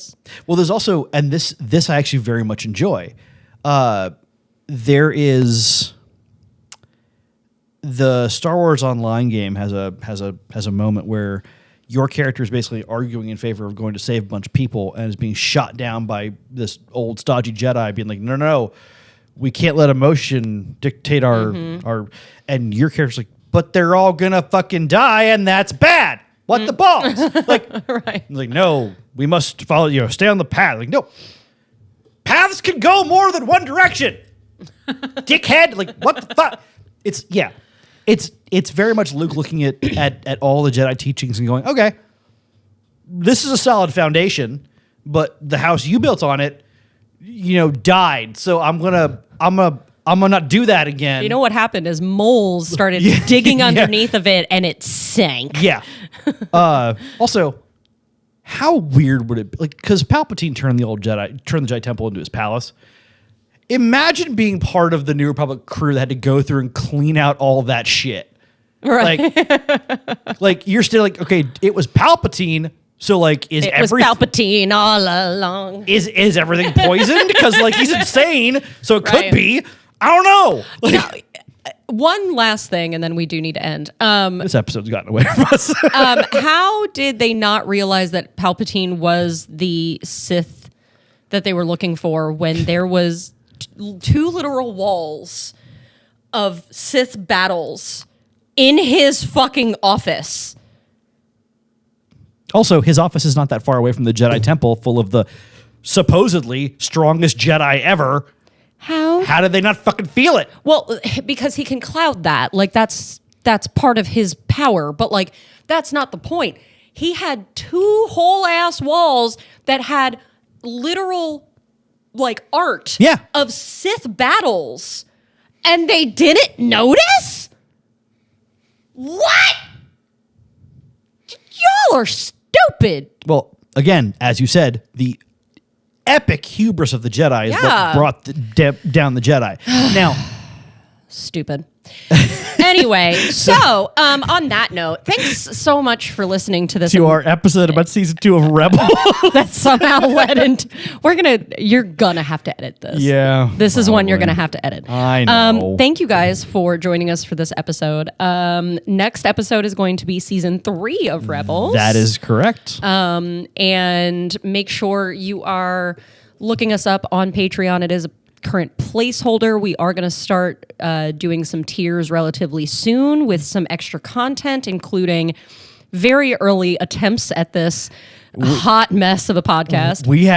I save everything we do, whether we use it or not, and I'm going to create some basically blooper reels of this, because at first we had an idea of what we wanted to do, and then we tried it and went, oh, that was a dumb plan, and then had to rethink it.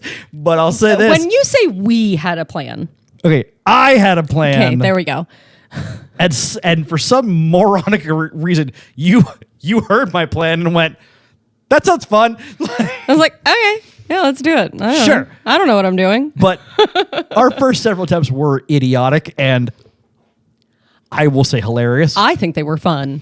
You're the one who decided they weren't. They were fun. They're just not usable. Debatable. Anyway. You haven't seen them. I've seen some of them.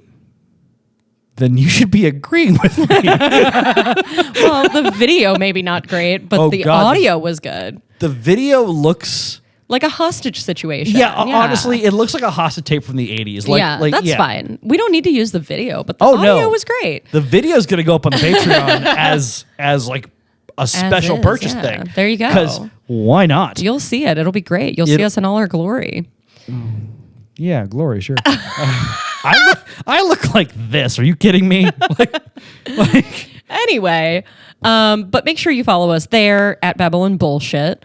You can follow us on Instagram at BabylonBS. You can listen to this hot fucking mess on YouTube and Spotify. At Babylon Bullshit, yes, you can. And are we trying to get on Apple Podcasts?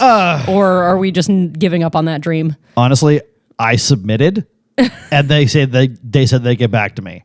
Cool. So maybe eventually. I'm pretty sure I got ghosted by Apple, but that's not surprising. Maybe we'll try on other platforms. If you know of any other platforms that you like listening to podcasts, if you're listening to this on YouTube and you're like, YouTube is pretty okay, but I like listening to this on Podbean, let us know and maybe we'll put it up on. maybe don't mock our potential listeners. No, just saying. I'm not mocking. I'm just saying that's my nerd voice. That was the mocking part I was talking about. No, that's not mocking, because that's my nerd voice. Oh, that's right. You were late because you were playing Diablo. Exactly. I prefer listening to podcasts on Spotify or Apple Podcasts, personally. I prefer YouTube because I get cold, honestly, because I'm 38. I'm old and I'm used to YouTube. That's fair. But yeah, so you can find us on currently Spotify and YouTube, All of our content's currently free. Eventually, we will start doing weekly video. Once we have video up, then we'll do shortened versions for free, the full versions on our Patreon, as well as some bonus content. We very much appreciate you guys being here for our... I mean, this episode very much got out of hand, didn't it? I mean, you're sleep deprived, and I am already dreading that I have to be working tomorrow. So I don't want to, because fuck my job. If you could like pass this along to anyone, your friends, your dog, your cool boss that doesn't mind cursing and dirty jokes, just so I don't have to work anymore, that would be super. Yes, tell your friends. If for no other reason, then you have to admit it. We're funny. So I'm hilarious. I don't know about you, but I'm funny. You could lie. Will's hilarious. Thank you. You're welcome. Thank you. That was so nice. Yeah. Guys, seriously, thank you for joining us for this episode. We will see you next week for Rebels Season 3. I've been Will. I've been Lilith. See you guys next time. Bye.